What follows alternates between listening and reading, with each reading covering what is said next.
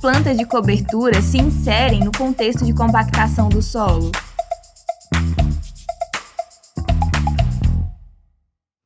Sempre que possível, é interessante colocar plantas de cobertura no sistema de produção. Porque às vezes eu não estou com um problema ainda severo de compactação, mas se eu vou inserindo plantas de cobertura no meu sistema, eu vou retardar ou até evitar que o meu solo chegue num grau de compactação que eu precise usar um método mecânico.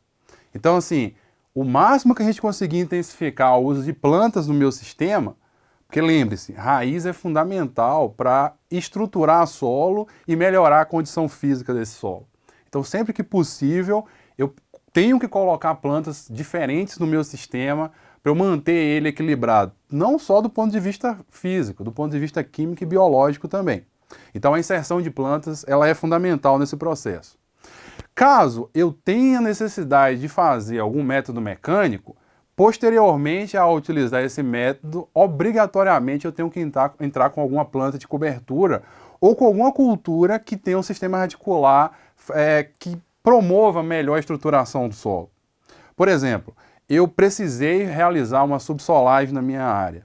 Qual seria a planta que eu iria colocar após essa subsolagem?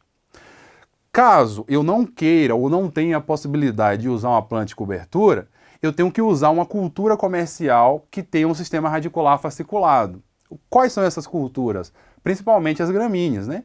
Então eu vou pensar aí num milho e de preferência que ele seja consociado com a braquiária, porque aí são duas culturas importantes para estar reagregando esse solo. E quais são as culturas que eu deveria evitar após um preparo? Feijão, soja, leguminosas de maneira geral, porque tem um sistema radicular menos agressivo e menos desenvolvido. Então elas têm maior dificuldade de agregação desse solo.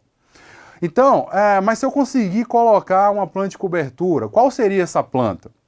Aí existem diversas plantas que têm esse papel de reestruturar o solo, e aí é importante a gente pensar nessa cultura pós algum tipo de preparo. Então vamos colocar aí braquiárias, milhetos, gramíneas de maneira geral, né? Elas são importantes para reestruturar esse solo. Agora, caso eu queira utilizar uma planta que vá romper alguma camada compactada, né? Que a gente está chamando aqui de subsoladores biológicos ou escarificadores biológicos. Existem diversas culturas. Por exemplo, nabo forrageiro é uma cultura que tem um sistema radicular muito agressivo. Trigo mourisco também é outra cultura. Mas o principal em relação à escolha da planta é se ela é adaptada à sua região. A planta de cobertura ela tem que ser adaptada, porque não adianta nada eu ter uma planta de cobertura fantástica em termos de melhorar a minha qualidade física do meu solo, porém ela não se desenvolve bem na minha região. Então não adianta nada, ela vai produzir pouca raiz e vai produzir pouca massa verde, massa vegetal. Então a escolha também depende da adaptação dessa planta à sua condição.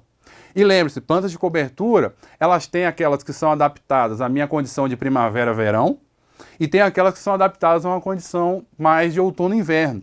Ou seja, aquela planta que precisa de um pouco mais de frio para desenvolver bem. Então é preciso identificar essas plantas dentro da sua condição local para posicionar ela no seu sistema de produção. Lembre-se, existem plantas que são mais adequadas para condições de solo mais compactados, então ela vai fazer esse trabalho de descompactação biológico. E existem aquelas outras plantas que vão ser mais indicadas para uma condição de reestruturação desse solo, caso eu precise fazer algum preparo. Então, principalmente as gramíneas com o sistema radicular mais fasciculado.